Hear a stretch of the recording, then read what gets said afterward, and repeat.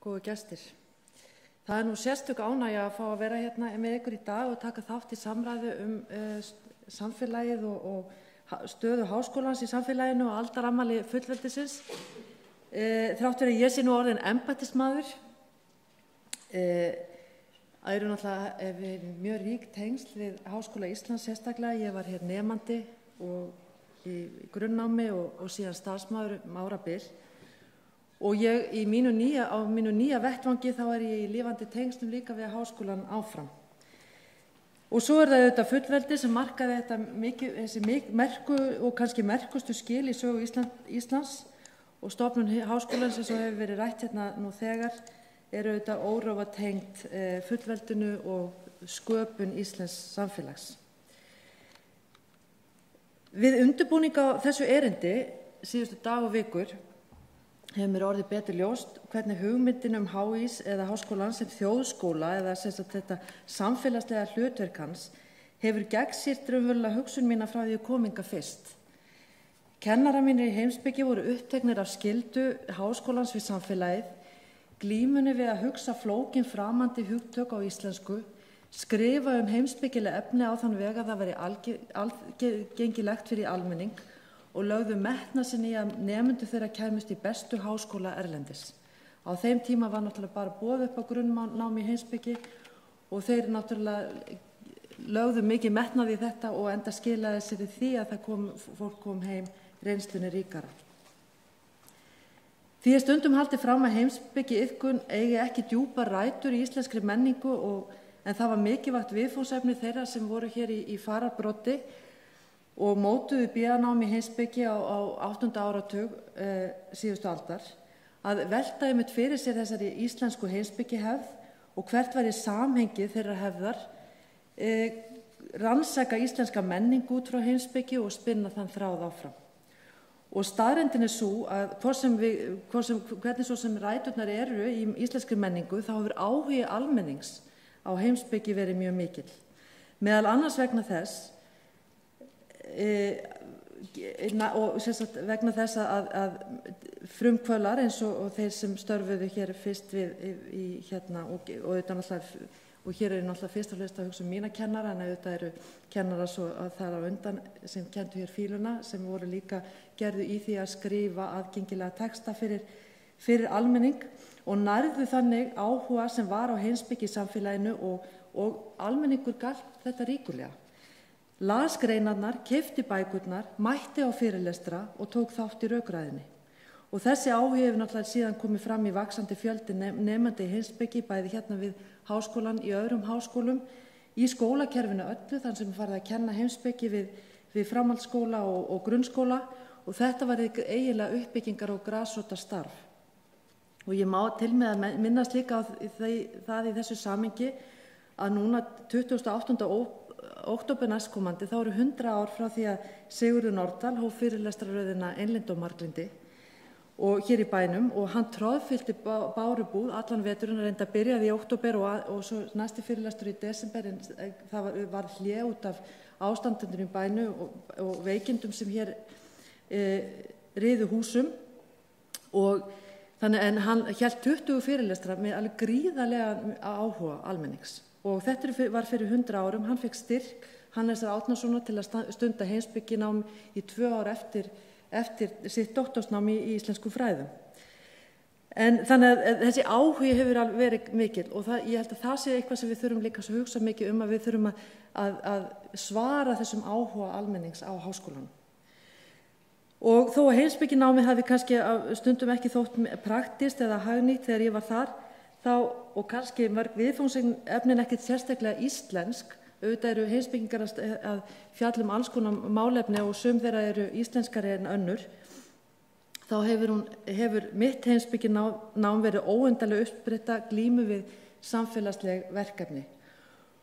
Og það hefur verið sérstakt áhugaefni mitt hvernig fræðileg þekking dýpkar samfélagslegan skilning og mikilvægi rannsókna fyrir almenna stefnumótun. Og þess vegna langar mig að taka hérna nokkur dæmi sem ég þekki vel, sem einmitt það sem kannski þessi samtvinnun á sér stað. Ég ætla nú kannski ekki að ræða mikið kannski það búið að ræða auðvitað hlutverk háskólans sem þjóðskóla en hann auðvitað kenndur við landið allt en ekki hlutans og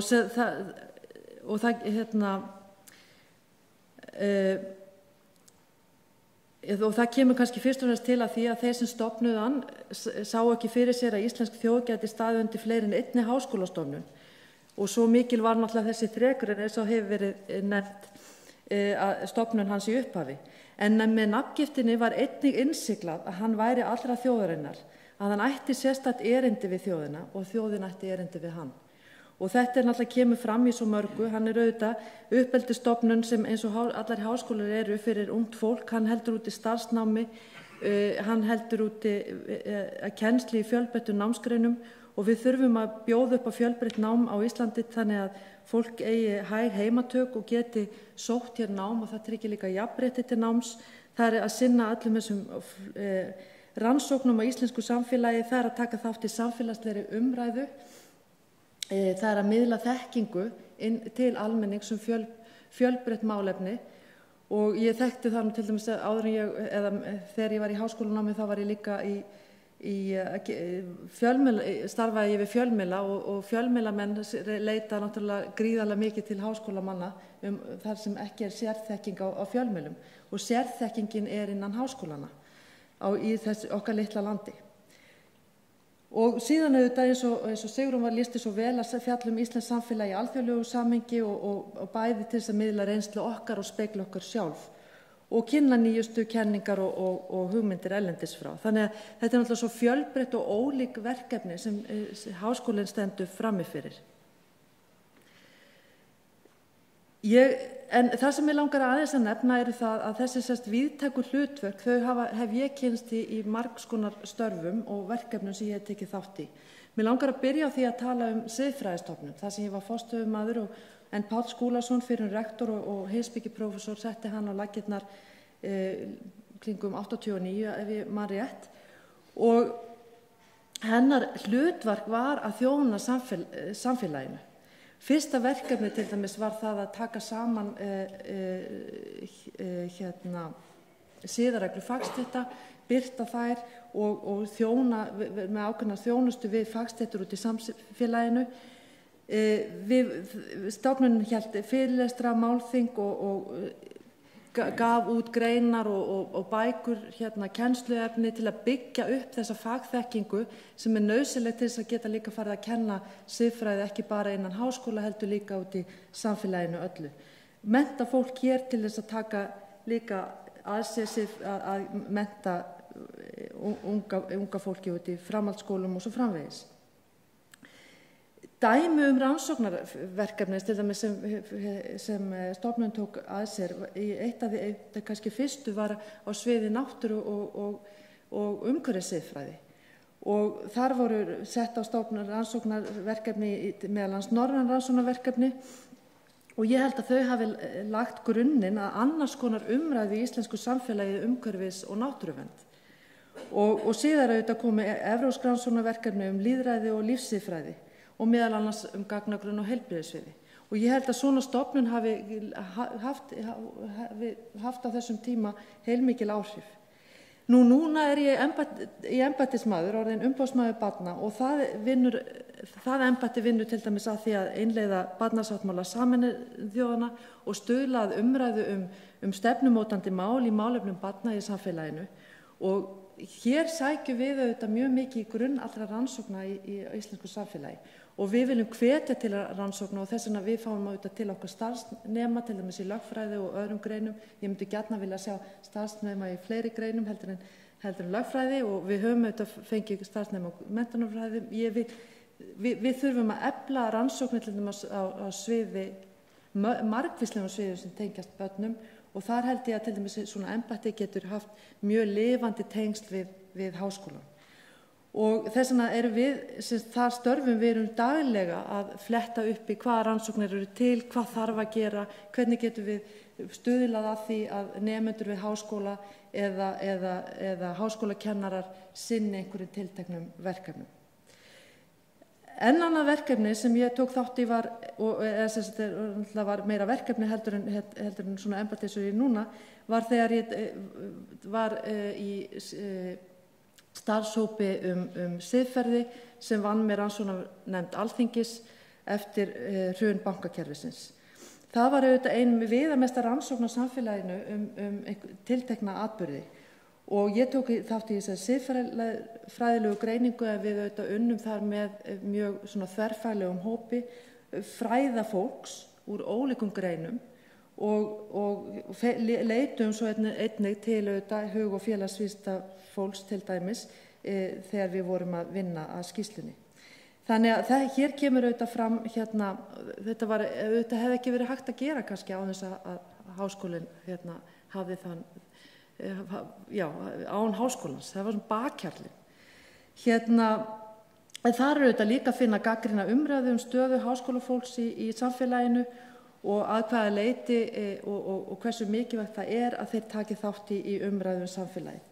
Og þar þetta líka að tala fjölmiðlana og mikilvægi með þess að fjölmiðlar hafi aðgang að háskólamönnum til þess að geta greintu vandamál sem þeir standa frammi fyrir. Loks langar mig að nefna endurskoðun stjórnarskrárinnar en ég var í stjórnlagaráði ásamt nokkrum akademískum starfsmönnum meðal annars hér við háskólann og auðvitað byggði sú vinna mikið á þeim rannsóknum sem þegar hafi verið gerð kannski sérstaklega í lögfræði og eitt af því sem kannski þar sem maður stundum hugsaði sérstaklega vegna þess að þar þetta gríðarlega mikið verkefni og snýra öllum greinum stjórnarskrárinnar og grundvelli íslensks samfélags að það skortur á rannsóknum sem væru heimspekilegar, stjórnmálafræðilegar, stjórnmálaheimspekilegar og svo framvegis. Það hafa bæst við auðvitað rannsóknir síðan frá þessu 10 árum en á sömum sviðum skortir rannsóknir og við þurfum að vera líka vakandi fyrir því vegna þess að það eflir möguleikar okkar að taka góðar ákvarðanir. En þannig að dæmi sem ég hef tekið hér að framan að draga fram það óræða samspil sem á milli háskólastarfsins og samfélagsins og ég á bágt með að sjá fyrir mér Háskóla Íslands án lifandi tengsla við samfélag okkar, menningu og tungu. Og ekki síður erfitt að ímynda sig hvernig hér væri umhorfs án þess að þjóðskóla nyti við. En hér spurt hvort þjóðskóla hugmyndi sé fallin og gildi á tímum alþjóðavæðingar og hvort hún hefti tilraunir háskólans til að festa sig í sessi. Ég átta mig ekki alveg á hvernig þjóðskóla hugmyndin getur heft tilraunir háskólans en þó auðvitað getur maður séð að það geti stundu verið einhver togstreita. Og Sigrún auðvitað fór yfir þetta en það auðvitað þátttaka okkar í fjölmörgum alþjóðlegum rannsóknarverkefnum sprottin úr íslensku veruleika eða byggja á einhverri sérstöðu hér á landi eða íslenskum aðstæðum. Og hér auðvitað rannsóknir tengdar fjármálakreppunni eins og Sigrún nefndi, rannsóknir á lýðræði og lýðræðistilraunum eins og þjóðfundunum og starfi stjórnlagaráðs hafi orðið tilefni fjölmargra alþjóðlegra birtinga. Rannsóknir byggðar á erfðaupplýsingum og vöndum skráningum í heilbrigðiskerfinu hafa lagt grunna að heilbrigðisrannsóknunum og svo mætti lengi telja. Þannig að ég held að við eigum frekar að líta á það að hvernig íslenskt samfélag auðlind fyrir rannsóknir okkar, bæði innlendar og erlendar. Og það var í sjálfu sér áhugavert að gera könnun á því hvert stórt hlutfall alþjóðlegra greina eða alþjóðlegra birtinga við háskólan hafa einhverja tengingu við íslenska veruleika, samfélagi eða náttúru. Og í þessu samhengi líka mikilvægt að hafa í huga að náttúrulega háskólastarf ekki unnið í tómarúmi. Ákvarðanir stjórnvalda hafa mikil áhrif á þá umgjörð sem háskólum búið.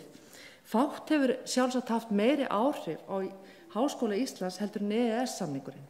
Hann opnaði íslenskum háskólaborgurum möguleika á þátttöku í evrópskum rannsóknarverkefnum með aðgengi að styrkjum, hefur gert íslenskum stúdentum mögulegt að vera skiptinemar, við hefum fengið fjölmarga skiptinema, við hefum fengið kennara og svo framvegis. Þannig að þetta væri náttúrulega allt annar háskóli ef hans nyti ekki við.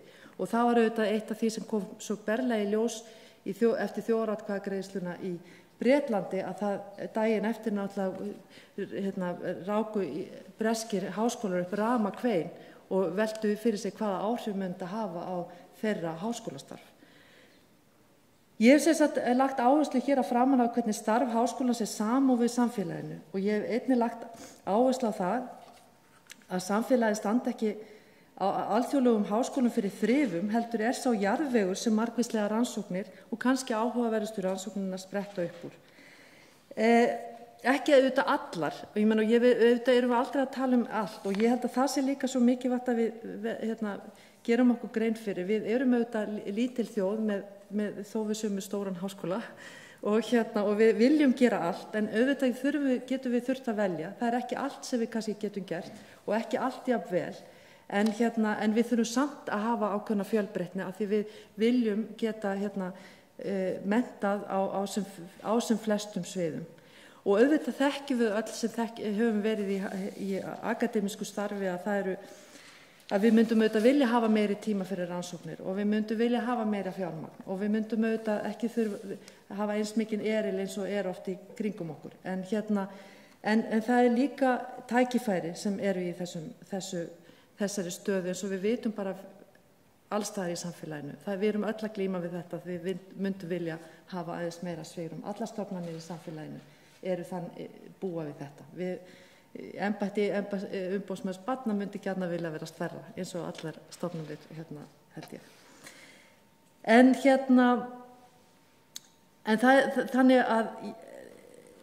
En þessi margvíslegu hlutverk sem háskólinn hefur og verður að hafa gera líka kröfur það að við höfum fjölbreytt mat á því hvað eftirsóknarvert fyrir háskólaborgarana. Og ég verð aðeins að koma að þessu matskerfi. Mér finnst við verðum að passa að það sé áhugavert fyrir háskólaborgara að gera ólíka hluti. Það ekki endilega allir að stefna því að birta sem mest á alþjóðlegum vettvangi. Það líka önnur verkefni og það þarf að vera svigrúm fyrir ólík verkefni. Og ég alveg viss að þessi áhersla á að styrkja erlendan samanburð eins og var gert hér í skólanum fyrir nokkrum árum síðan eða kannski 10 ár síðan eða meira, hefur styrkt háskólan verulega. En við þurfum líka að vera alltaf sífellt gagnrýnin á það sem við erum að gera.